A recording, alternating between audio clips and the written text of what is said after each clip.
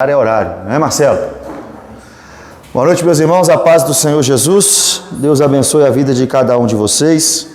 Vamos começar mais um estudo bíblico. Hoje, capítulo 17 de Apocalipse, eu preciso terminar ele hoje todo e espero que dê certo. Eu acredito que ele seja o capítulo mais difícil de todo o livro de Apocalipse e daqui a pouco você vai entender por quê. Quando chegarmos ali entre o versículo 8 e 9, 10, você vai entender por quê. Já peço perdão aos irmãos, pois hoje assim que acabar o estudo eu vou precisar sair, pois eu pego o ônibus ali às 10 horas, né, Marcelo? Vai me levar lá, né? Vou lá para São Paulo de ônibus, vê se pode. Às 10 horas, mas vai dar certo em nome de Jesus, vamos embora que ainda é 8 horas. Não fiqueis ansiosos por coisa alguma, não é isso? Ora por nós aí, Felipe. Funcionários, Cristóvão Colombo. Vai. Senhor, Deus Pai, te agradecemos por mais Amém. a oportunidade de estudar a sua palavra, Senhor. Abençoe o pastor Deus, que não seja ele falando, Pai. Dê as instruções corretas a ele. Abençoe aqueles que não puderam vir e os que estão por vir também. Amém, Pai. Em nome de Jesus. Amém. Apocalipse capítulo 17, a partir do versículo 1. Quem está aqui desde o início do estudo, sabe que quando chegamos no capítulo 12, eu falei sobre os inimigos do povo de Deus, que Apocalipse tem a história da vitória do Cordeiro e do seu povo, e que dentro dessa história se levantam inimigos do povo de Deus, e esses inimigos começam a ser apresentados com mais clareza no capítulo 12, em diante de Apocalipse. O dragão, que é Satanás, a besta do mar, que é um sistema político contra o povo de Deus, a besta da terra, que é um sistema religioso junto ao sistema político contra o povo de Deus, e falei que no capítulo 14 nos é apresentada a Babilônia, que no capítulo 17 também é chamada de Babilônia, só que ela recebe um outro nome, a Grande Meretriz, né? Então aqui no capítulo 17 vai nos ser explicado quem é a Grande Meretriz, que já nos foi apresentada lá no capítulo 14. No capítulo 14 tem o anúncio da Babilônia. Quando eu falar Babilônia ou Grande Meretriz é a mesma coisa. No capítulo 14 nos foi apresentada a Babilônia, a Grande Meretriz. No capítulo 17 ela vai ser explicada para nós. E no 18 o símbolo de sua queda. Então no 18 a Babilônia vai cair, versículo 2 por exemplo, caiu a Grande Babilônia, está escrito no texto. Nós iremos ver um símbolo dessa queda como um anjo pegando uma pedra, jogando no meio do mar, e reis, navegantes e mercadores se lamentando por causa dos seus prejuízos, e o céu exaltando a Deus por causa disso no 19. Agora no capítulo 17 eu preciso da total atenção de vocês, porque não é um texto fácil, é um texto complicado e complexo, onde não temos todas as respostas para ele, não temos, mas algumas possíveis interpretações. Versículo 1 diz assim: veio um dos 7 anjos que tem as 7 taças, as taças da ira que já foram derramadas, né?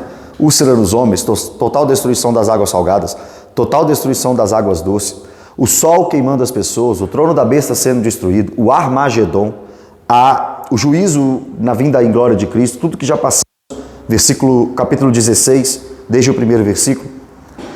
Um desses 7 anjos que tinha as 7 taças falou com João dizendo: vem, mostrar-te-ei o julgamento da grande meretriz, que se acha sentada sobre muitas águas. Então agora João está para ter mais uma visão. É a visão de quem é a grande meretriz e do seu julgamento. Ela levanta para cair. Pastor, quem é a grande meretriz? Calma. Primeiro vamos dizer o que acontece com ela. Ela levanta para cair. A grande meretriz será julgada. Então, antes de falarmos quem é ela, já sabemos o que vai acontecer com ela. Será julgada. Levanta para cair. Agora, lá no versículo 18, no último versículo do capítulo, nós temos quem é a grande meretriz. A mulher que viste é a grande cidade que domina sobre os reis da terra. Então, quem é a grande meretriz? Há um debate muito grande na teologia, talvez você já ouviu esse debate sobre quem é a grande meretriz. Por exemplo, alguns dizem ser a Igreja Católica Apostólica Romana, outros dizem ser a cidade de Roma, outros dizem ser um sistema político. Sistema político acredito não seja, porque a besta do mar representa para nós esse sistema político, que vimos lá quando estudamos o capítulo 12. A Igreja Católica Apostólica Romana eu também acredito que não seja, porque eu não gosto muito de interpretar o Apocalipse com as nossas óticas atuais hoje. Fica parecendo que tudo aquilo que acontece hoje é o cumprimento da profecia, e eu tenho essa dificuldade, porque nós precisamos obedecer uma regra simples da hermenêutica que nos faz pensar em quem escreveu o texto e para quem escreveu o texto. Então, quem escreveu o texto foi João. E ele escreveu para as igrejas da Ásia Menor, no primeiro século. Então, precisa fazer sentido para quem está lendo o texto, do primeiro século. E o texto do versículo 18 já começa a me explicar, já me dá uma base para entender quem é essa meretriz. Não vou parar aqui, mas eu já consigo entender quem é. A mulher que viste é a grande cidade que domina sobre os reis da terra. A pergunta que eu faço para vocês é, nos tempos de João, final do primeiro século, qual era a cidade que dominava sobre os reis da terra? A cidade de Roma. O Império Romano era o império que perseguia os cristãos e matava cristãos.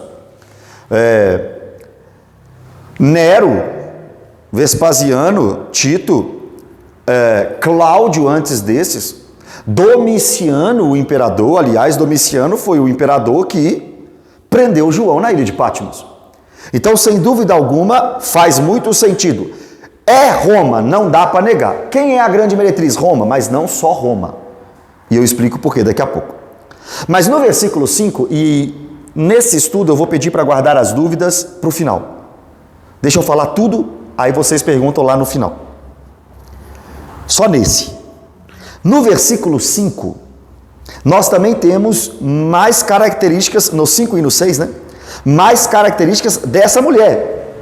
Primeiro, até agora, a mulher vai ser julgada. Quem é a mulher? Roma. O que mais? 5 e 6. Na sua fronte achava-se escrito um nome de mistério. Um mistério, né? Babilônia. E Pedro, olha isso, o apóstolo Pedro, em 1 Pedro, capítulo 5, versículo 13. Pedro, em 1 Pedro 5, 13, chama o Império Romano de Babilônia. Então está claro quem é. É Roma, mas daqui a pouco tem algo por trás também. Babilônia, a grande, a mãe das meretrizes e das abominações da terra. Olha o 6. Então vi a mulher embriagada com o sangue dos santos e com o sangue das testemunhas de Jesus. De Jeová não, tá? De Jesus. Escuta isso. Essa mulher que é Roma, versículo 18, também é Babilônia, que Pedro, lá em 1 Pedro, se refere ao Império Romano. E essa mulher também está embriagada com o sangue dos santos, ou seja, ela mata santos, ela mata crentes. Ela faz com que crentes morram pelo martírio. É o Império Romano. Volta comigo para o versículo 1. Essa mulher está sentada sobre muitas águas. Agora vai comigo para o versículo 15. O 17 é quebra-cabeça. Capítulo 17 é quebra-cabeça. É o mais difícil de todos. Falou-me ainda, as águas que viste, onde a meretriz está assentada, são povos, multidões, nações e línguas. Então, quem é a meretriz? A grande cidade, Roma, Babilônia, o império. Até aqui sabemos isso e ela será julgada. E o que esse império faz com o crente? Mata. E nos primeiros séculos você sabe o que era ser cristão. Era ser alguém condenado à morte. Nosso Senhor Jesus Cristo disse que os discípulos receberiam o Espírito Santo para morrerem. Enquanto hoje alguns acham que receber o Espírito Santo é apenas ter dons, pregar bem, falar em língua, seja o que for, para Jesus, no seu discurso para os discípulos fiquem em Jerusalém, até que do alto vocês sejam revestidos de poder. E quando vocês forem revestidos de poder, vocês serão minhas testemunhas, meus mártires, em Jerusalém, Judéia, Samaria e até os confins da terra. Nos primeiros séculos da igreja, todo mundo sabe, você morria ou queimado em praça pública, você era assassinado, crucificado, assim como Jesus. E você também poderia morrer sendo colocado nos coliseus romanos para ser mastigado e trucidado, ou como é que fala quando você faz assim? Triturado pelos dentes de leões. Era assim que Roma matava crente. Então, sem dúvida alguma, é textualmente uma figura de Roma, essa mulher chamada Meretriz ou Babilônia. Repetindo, quando eu falar Meretriz ou Babilônia, a mesma coisa. Agora, não é só Roma, porque o versículo 2 e 3 e 4, 2, 3 e 4, me mostram que essa grande meretriz está por trás do Império Romano, apesar de ser Roma. Vamos ler que eu vou te explicar. Essa mulher, do versículo 2, é a responsável por prostituições nessa terra, com quem se prostituíram os reis da terra. E com o vinho de sua devassidão, prostituição, porneia, foi que se embebedaram os que habitam na terra. Então essa mulher está levando os reis da terra à devassidão e embriaguez, espiritualmente falando. Agora olha o 3. Transportou-me o anjo em espírito, uma visão em espírito. João está tendo uma visão em espírito. A um deserto, e vi uma mulher agora, por isso não pode ser só a cidade de Roma. E vi uma mulher montada numa besta escarlate, besta repleta de nomes de blasfêmia, com 7 cabeças e 10 chifres. Qual é a besta que aparece no Apocalipse com 7 cabeças e 10 chifres? Lá no capítulo 13, a besta do mar. Então, essa mulher está montada na besta do mar. E a besta do mar é o sistema político contra o povo de Deus, o próprio Império Romano do primeiro século. Então, ao mesmo tempo que o texto do 17, capítulo 17, diz que essa mulher é a cidade que domina o mundo, que essa mulher é a mãe das meretrizes, que essa mulher é quem mata os crentes, essa mulher está em cima do sistema político que faz isso. Então, eu entendo que essa mulher representa a cidade de Roma, mas toda a sua devassidão. Um sistema devasso, luxurioso e vaidoso que influencia o sistema político a fazer todas as suas atrocidades, todas as suas maldades. A besta que tem 7 cabeças e 10 chifres será nos explicada daqui a pouquinho, no mesmo capítulo. Mas até aqui, vamos montar o 17. Quem é essa mulher? Roma. Mas não apenas Roma. É tudo aquilo que influencia Roma em sua maldade e devassidão. E é esse sistema chamado Grande Babilônia que leva o sistema político, a besta do mar, a matar crentes, a perseguir crentes, a ir contra os crentes. Lembra? Sangue dos mártires. Agora, no versículo 4, mais influência maligna e satânica dessa mulher. Achava-se a mulher. Lembra aqui, só um parêntese. Eu não sei quem vai lembrar, mas eu disse que no Apocalipse nós temos algumas mulheres. A noiva, que é o povo de Deus. E quando o Apocalipse diz a noiva, não é só a igreja. Noiva é povo de Deus, tanto do Antigo quanto do Novo Testamento. Se alguém falar com você assim, a igreja do Senhor é a noiva, não, está errado. Porque o que entendemos de igreja hoje é de Atos 2 para frente, mas se você está chamando de igreja todos os santos, a reunião de todos os santos desde o Antigo Testamento até hoje, ok, tudo bem. Mas se você estiver achando que igreja como a neotestamentária é a noiva, está falhando na interpretação. Porque lá em Apocalipse 21 diz que a noiva do Cordeiro é representada pelas 12 tribos de Israel e os 12 apóstolos. Está lá em Apocalipse 21, 12 ao 14. Fecha parênteses. Essa é a primeira mulher, a noiva. A segunda mulher é aquela que deu à luz ao menino varão em Apocalipse 12, que há de reger as nações com cetro de ferro. A terceira mulher é a grande meretriz. Para quem estava aqui no estudo do capítulo 14, vai lembrar que os 144 mil, aqueles homens selados e marcados pelo sangue do Cordeiro, são os que não se macularam com mulheres, mas não com a noiva, não com a que deu à luz ao menino varão, e sim com a grande meretriz, com esse sistema luxurioso e vaidoso. Os selados pelo Espírito, os crentes de verdade, são aqueles que não se contaminam, não mancham as suas vestes com esse sistema luxurioso, vaidoso, orgulhoso e assassino, representado por Roma, versículo 18 do 17, mas não apenas Roma, todo o seu sistema que o leva a pecar, ok? Versículo 4. Até aqui tudo bem? Então vamos lá. Achava-se a mulher vestida de púrpura e de escarlata, vermelho, vestes nobres, vermelha, da cor do pecado, não é isso?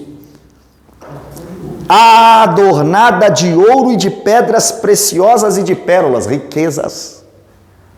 Irmãos, riqueza não é pecado. Amá-las é pecado. A linha é tênue. Você pode ter um rico que não confia nas riquezas, mas existem muitos ricos que confiam nas riquezas. E nesse texto aqui, as pedras preciosas, o ouro, escarlata e púrpura, tudo junto com a grande meretriz. Ela está vestida disso tudo. Extremamente atraente. O sistema luxurioso e a grande meretriz é atraente para quem não tem o nome no livro da vida. É atraente para quem não entregou a vida para Jesus. É atraente este mundo para quem não renunciou e não abriu mão dele. Por que é que a gente vê pessoas se perdendo e mergulhadas no sistema mundano e que parece que até começou bem e vai se perdendo? É porque a grande meretriz é atraente. Ela é vestida de roupas bonitas, ela veste escarlata, ela tem ouro, ela tem pedras preciosas, ela tem pérolas. É muito fácil se perder, irmão, no meio das riquezas e do sistema que leva tudo que diz respeito à perseguição ao povo de Deus, à zombaria ao povo de Deus, tudo que vai contra o povo de Deus. É muito fácil se perder em tudo aquilo que vai contra o povo de Deus. É muito fácil se perder diante de tudo aquilo que vai contra Deus.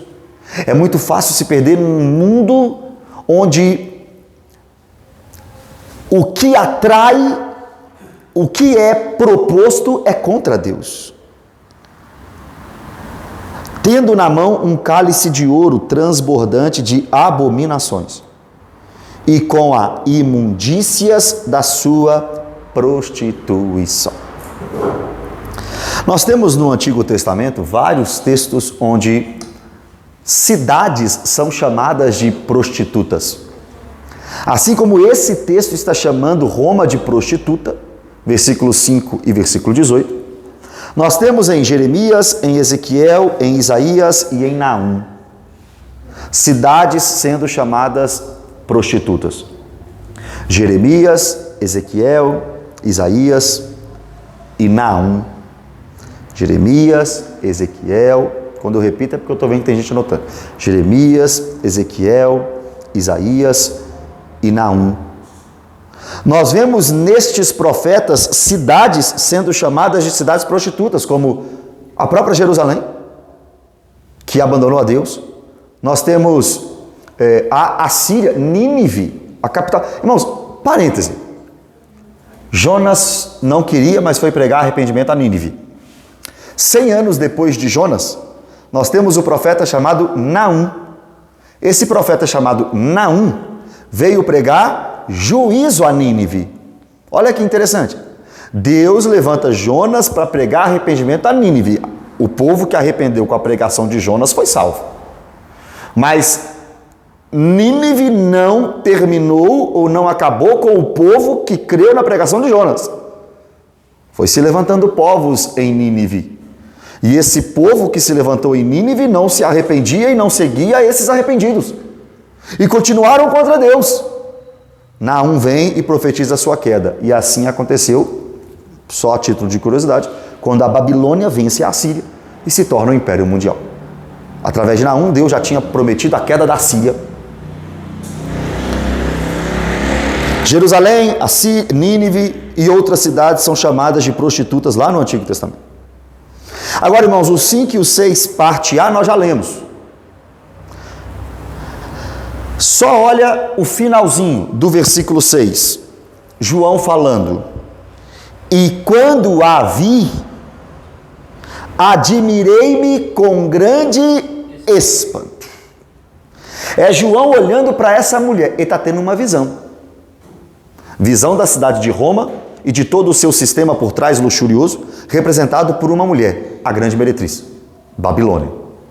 Quando ele olha para tudo aquilo, a mulher vestida de púrpura, de escarlata, com ouro, com pedra preciosa, com cálice de ouro na mão, montada na besta. Olha a visão. Quando João tem uma visão da prostituta montada na besta lá no deserto, ele fica espantado, admirado. Às vezes ficamos assim também com esse mundo, esse sistema. Mas não admirado como os ímpios. Admirados como pode. Se você olhar para o sistema luxurioso e pecador desse mundo, admirado assim, eu quero. Você é ímpio. Está no estudo bíblico, mas é ímpio. Agora, se você olha para esse sistema e diz, meu Deus, como pode? Como pode o mundo viver desse jeito? Como pode as pessoas caminharem desse jeito? Como pode as pessoas se perderem, se venderem, se sujarem, se corromperem desse jeito? Aí você é crente. Aí você nasceu de novo. Como pode? Eu não quero isso. Estou admirado. Versículo 7. O anjo, aquele que tinha uma das 7 taças lá do versículo 1, o anjo, porém me disse, por que te admiraste? Dir-te-ei o mistério. Aí ele vai explicar, olha só, o que o anjo falou? Por que você está admirado vendo a mulher montada na besta? Por que você está admirado com isso tudo? Eu vou te explicar, a mulher e a besta. Ainda bem que o anjo está explicando, irmão. O anjo explicou para João e eu não entendi muito. Quem entender, me explica aqui. Mas, pelo menos, ele explicou. O anjo, porém, me disse, por que te admiraste? Dir-te-ei o mistério da mulher. Já passamos pelo mistério da mulher. Já falei aqui. Quem é a mulher e os detalhes dela. Isso aqui nós já falamos. E da besta, que tem 7 cabeças, e os 10 chifres, e que leva a mulher. Então, até agora já vimos a mulher, a grande meretriz. É um sistema luxurioso que é representado por Roma, mas não é só a cidade de Roma. É tudo aquilo que leva Roma a pecar e a viver em devassidão. É tudo aquilo que influencia o sistema político contra o povo de Deus. E é a responsável pelos assassinatos de cristãos. Até aqui é isso. Aí vem o anjo e diz, por que você está admirado, João? Porque eu sou crente, anjo. Tá bom, mas eu vou te explicar. A mulher, já está explicado. É porque eu adiantei, né? Fui lá no 15, fui lá no 18. Só que agora eu também vou explicar a besta. Lá no capítulo 13, nós temos a besta do mar. 7 cabeças, 10 chifres. Ligada a Daniel 7, sabemos que é um sistema político contra o povo de Deus. Só que agora ele vai explicar ainda mais sobre a besta. E é aqui que o negócio é complicado. 8, 9 e 10, 11 e 12. Do versículo 8 ao versículo 12 é o texto mais difícil do Apocalipse, na minha humilde opinião. Vamos lá. Olha como é que ele começa, ó. A besta que viste era e não é, e emerge para o... Não, vamos lá. A besta que viste, eu estou conseguindo nem ler, imagina explicar. A besta que viste era e não é, está para emergir do abismo e caminha para a destruição.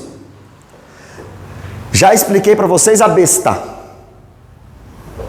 Ou melhor, perdão, a mulher. Agora eu vou explicar a besta. Tá, então explica, anjo. A besta que viste era, não é. Vai sair do abismo e vai para a destruição. Né? O que isso significa? Talvez. O que significa é, esse sistema político contra o povo de Deus, a besta, ele está aí, mas não com toda a sua força. É, mas não é. Ele vai emergir do abismo, ele virá com mais força ainda. Mas saiba muito bem que ele será destruído. É como se o anjo estivesse falando para João: João, olha para todos os impérios que já passaram por esse mundo. Dentre eles, Egito, Assíria, Pérsia, Grécia. Olha para os seus dias, Roma. A besta é um sistema político contra Deus, contra o seu povo. Só que ela ainda não está na sua totalidade. Ainda virá com mais força, mas será destruída. Olha essa sequência. E aqueles que habitam sobre a terra, eles também vão ser destruídos.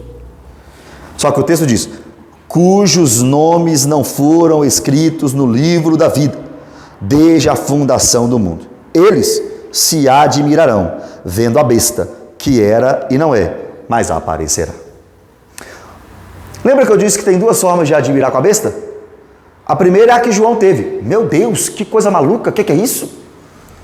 A segunda forma é: meu Deus, que coisa maluca, eu quero isso. A primeira é crente, João. A segunda é ímpio. Ó o ímpio, estou admirado com essa besta. Olha os habitantes da terra: eu quero adorar essa besta, eu quero a grande meretriz, eu quero isso aí tudo. Está no texto. Só que são os habitantes da terra que não têm o nome no livro da vida. É algo parecido com o capítulo 13, versículo 8. Apocalipse 13, 8 está dizendo que os homens da terra vão adorar essa besta. É a mesma coisa. Vão adorar a besta do mar, o sistema político. E adorá-la-ão todos os que habitam sobre a terra, aqueles cujo nome não foram escritos no livro da vida do Cordeiro, que foi morto desde a fundação do mundo. Pode voltar para o 17. Então, mesmo que tenha um sistema luxurioso, vaidoso, representado por Roma, mas não é somente Roma, é tudo aquilo que leva Roma a pecar. E mesmo que tenha a besta, o sistema político, e mesmo que esses sejam inimigos do povo de Deus, e mesmo que eles consigam muitos adeptos, e mesmo que eles sejam muito atraentes, o povo de Deus não busca não, o povo de Deus não adora não, o povo de Deus não quer não. É isso que nós temos aqui, até agora. Então essa besta não está com a força toda, ela vai crescer mais, ela vai sair do abismo, ela vai aumentar, vai ser destruída. Mas antes disso, muitos vão cair no sistema deles. Muitos se darão a eles. Muitos serão perdidos. Muitos dessa terra vão adorá-los. Menos os que têm o nome no livro da vida. Irmãos, a gente está conversando aqui, Daniela, antes do estudo. Esta talvez para mim seja uma das maiores provas de que a igreja estará aqui no momento em que a igreja, ou no momento em que a grande tribulação acontecer. Porque enquanto tem aqui na terra homens adorando a besta, tem homens com o nome no livro da vida. Então, na grande tribulação, é porque aqui é primeiro século, aqui é Roma, mas eu entendo que aponta para a grande tribulação. Se esse estiver certo, se apontar para a grande tribulação, se isso aqui aumentar e piorar lá nos últimos dias, nós teremos dois tipos de pessoas na terra: os que adoram a besta e os que não adoram. Crente e ímpio. Só existe dois tipos de gente: crente e ímpio. Para o crente, a grande tribulação é perseguição. Perseguição. Para o ímpio, a grande tribulação é juízo de Deus. É Deus derramando um pouco de sua ira na terra. E para o crente, é o ódio do mundo contra a igreja. Versículo 9.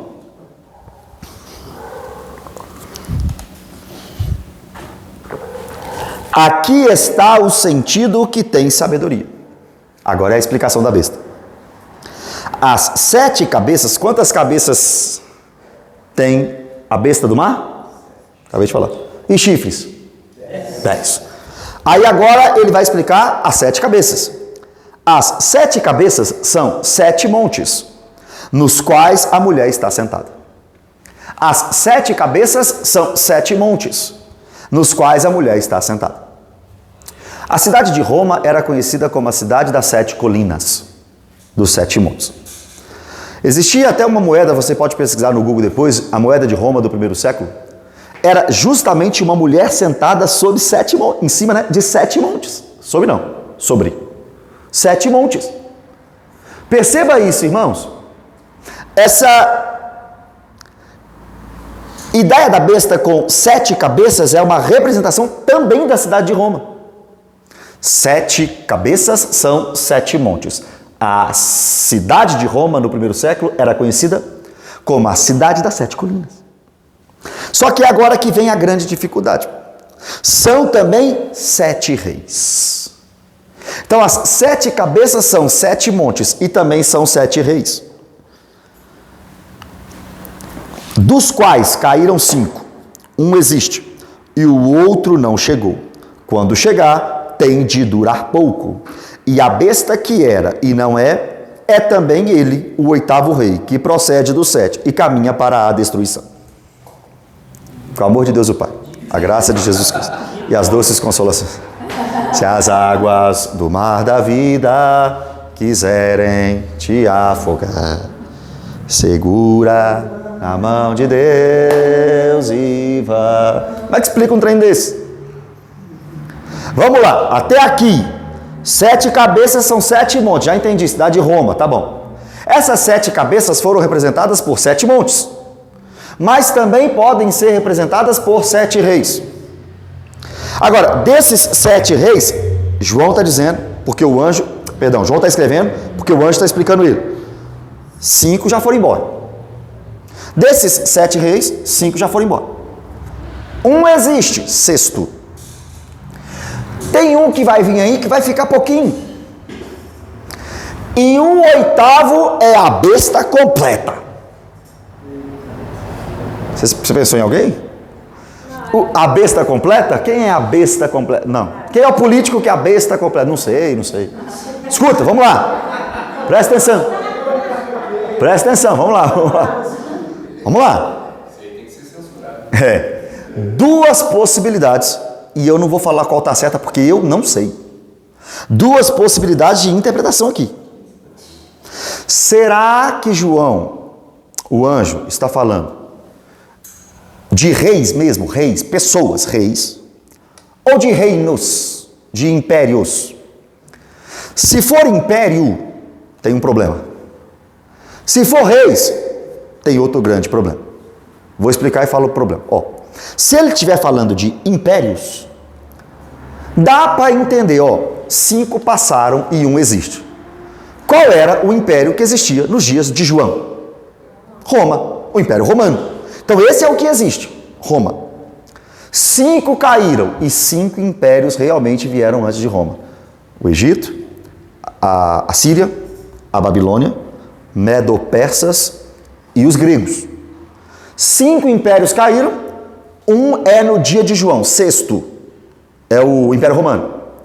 Aí o texto diz que um vai vir, que é o 7º, e vai durar pouco.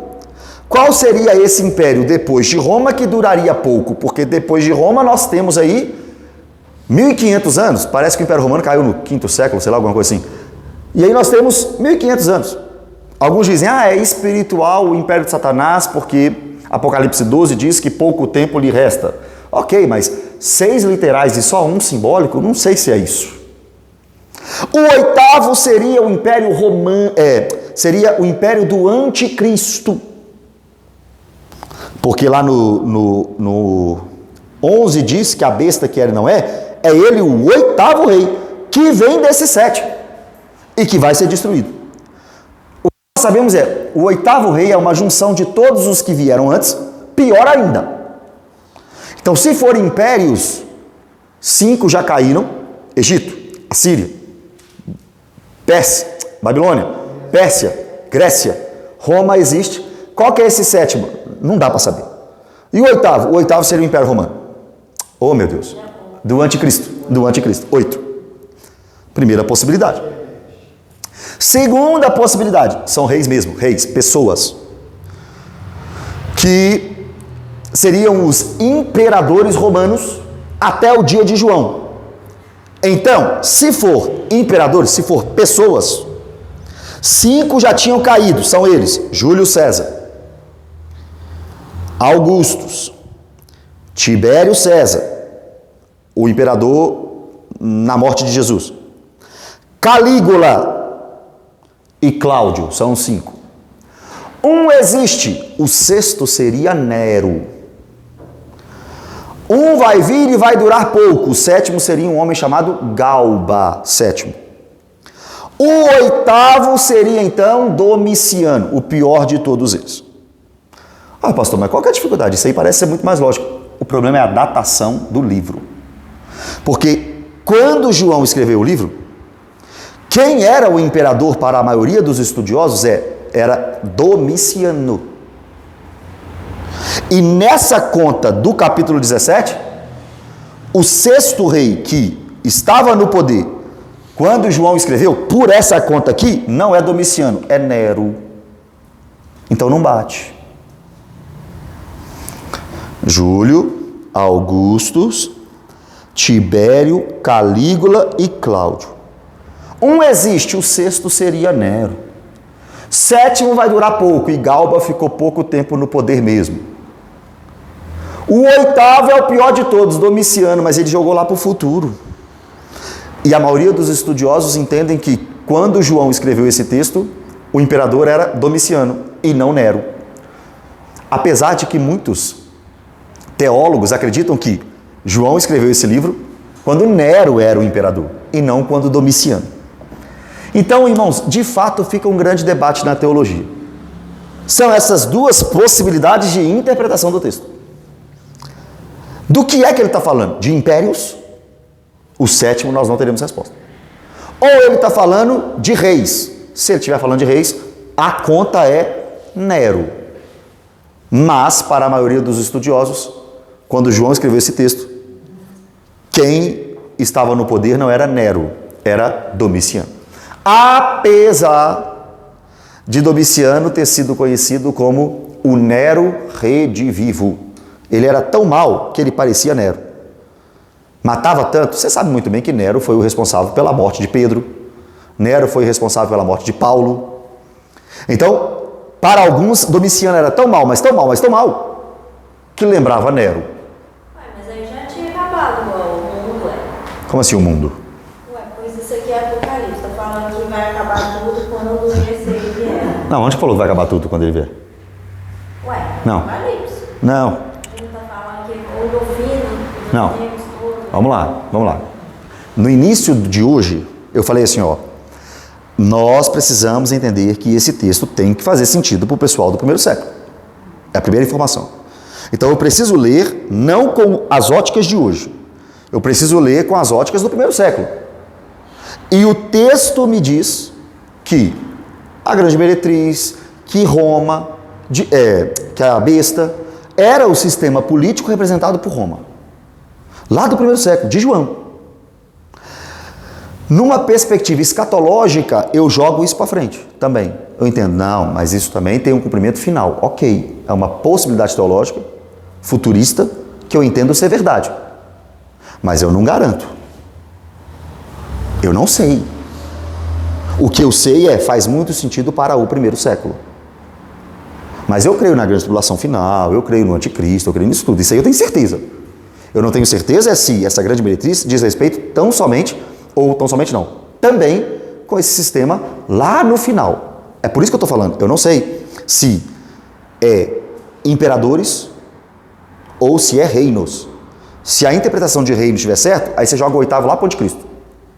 Se a interpretação de reis estiver certo, aí são reis do Império Romano. Acabou, não tem mais nada para frente. Só que esse tem um problema por causa da datação do livro. Que para alguns, quando Domiciano era o imperador, João escreveu. Não Nero. Entendeu? Mais ou menos? Isso tudo eu entendi. Tá. O texto que não dá para entender, né?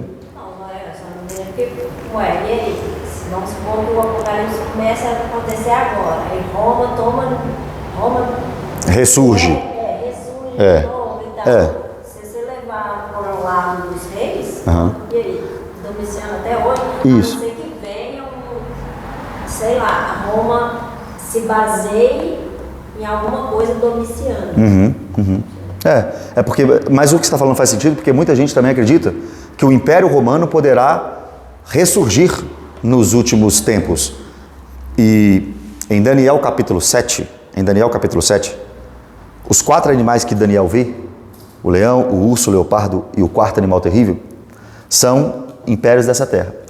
E a Bíblia mostra para nós um chifre pequeno, um poder pequeno, saindo do quarto animal terrível que seria o Império Romano. E esse chifre pequeno faria guerra contra o povo de Deus, que assumiria o reino eterno. O povo de Deus que estava aguardando o reino eterno, antes do reino eterno, seria perseguido por esse chifre pequeno. E ali, sem dúvida alguma, é muito escatológico. É uma possibilidade do anticristo vir da Europa, ou de Roma, ou de um Império Romano ressuscitado, vamos dizer assim. São possibilidades. Não dá para falar mas são possibilidades.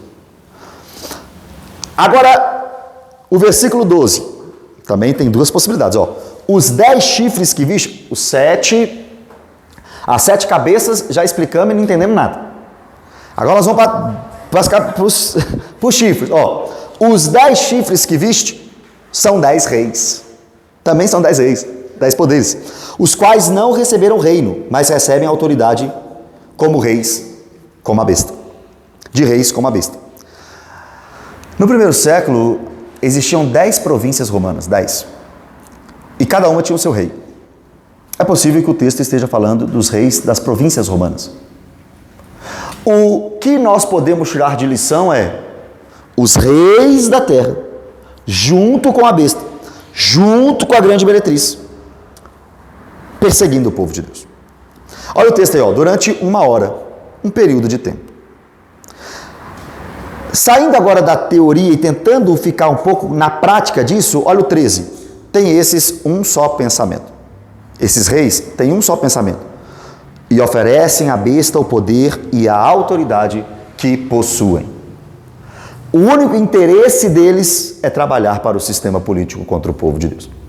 Independentemente de quem seja, o que eles querem é trabalhar para a besta. É perseguir o povo de Deus. É lutar contra o povo de Deus.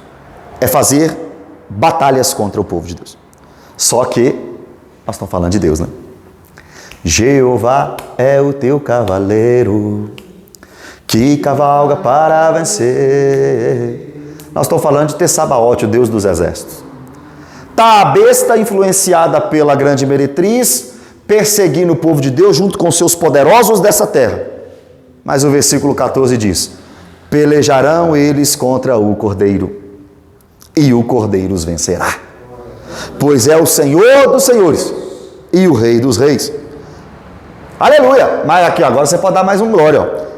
E vencerão também os chamados eleitos e fiéis que se acham com ele. Então tem a grande meretriz influenciando o mundo todo, o sistema político sendo capacho da grande meretriz, fazendo o que querem aí por essa terra.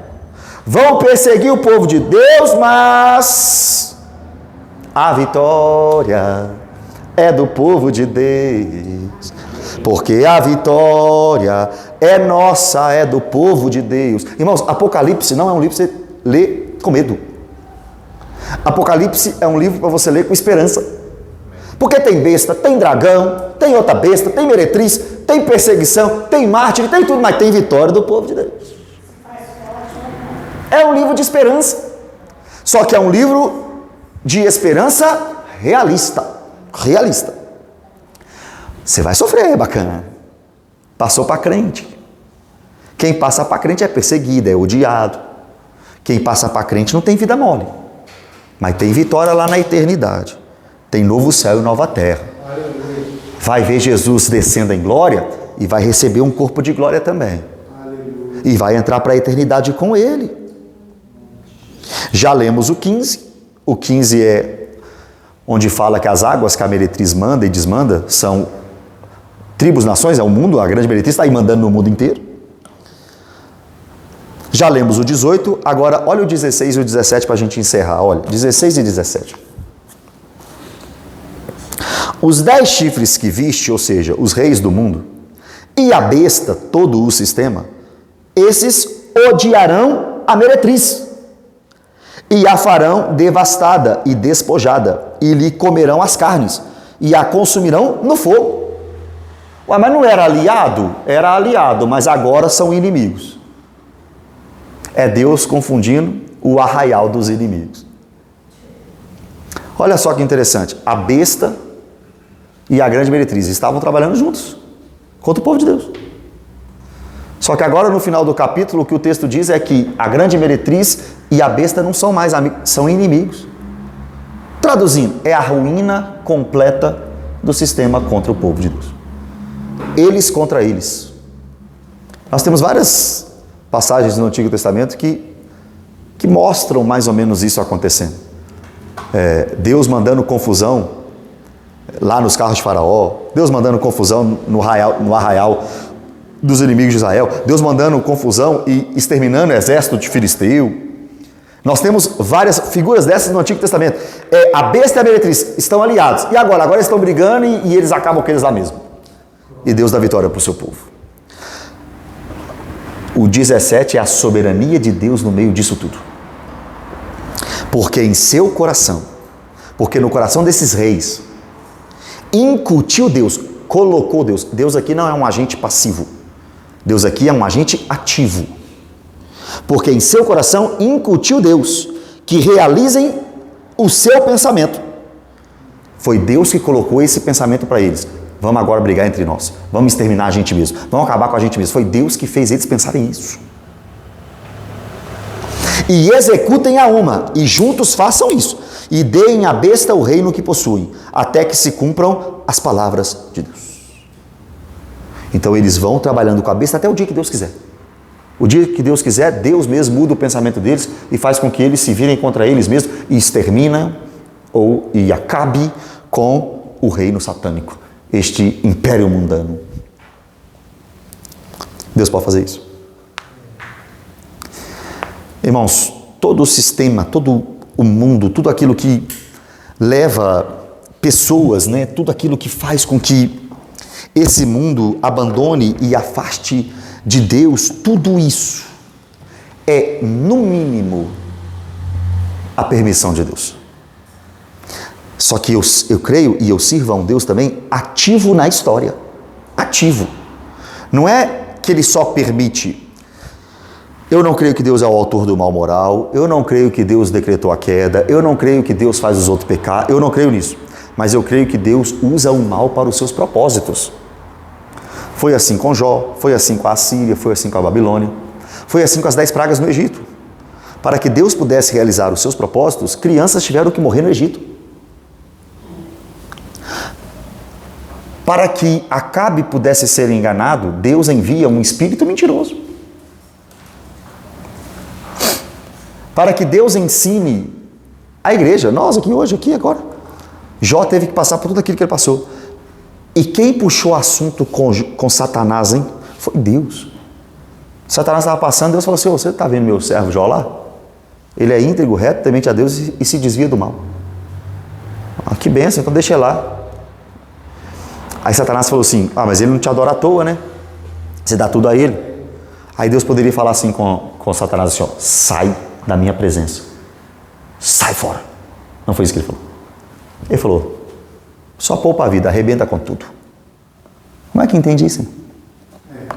Como é que entende isso? O cara era íntegro, reto. Se fosse você, se fosse eu, dá para entender.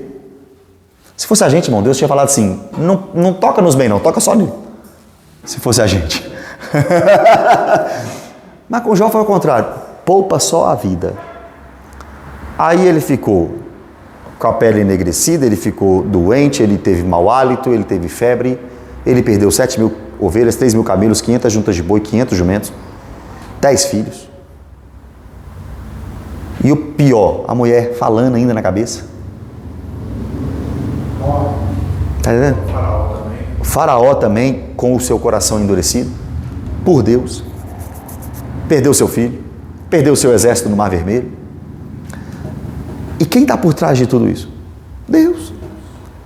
Nós vimos que Deus tinha o livro em suas mãos, no capítulo 5 de Apocalipse, e no capítulo 6, os selos são desatados do livro da mão de Deus.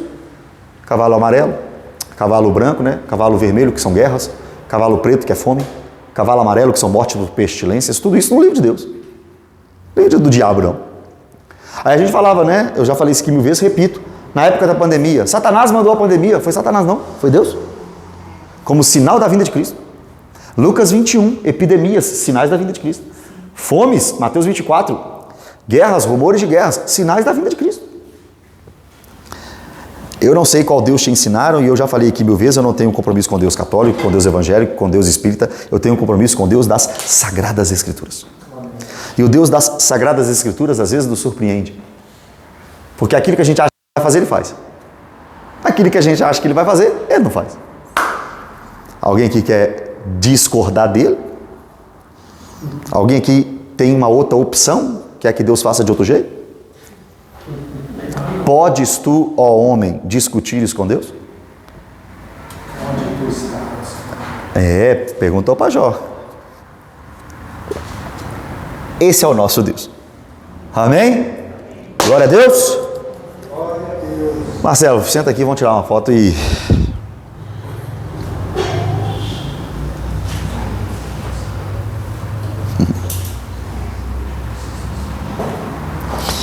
E glória a Deus por todos nós, né?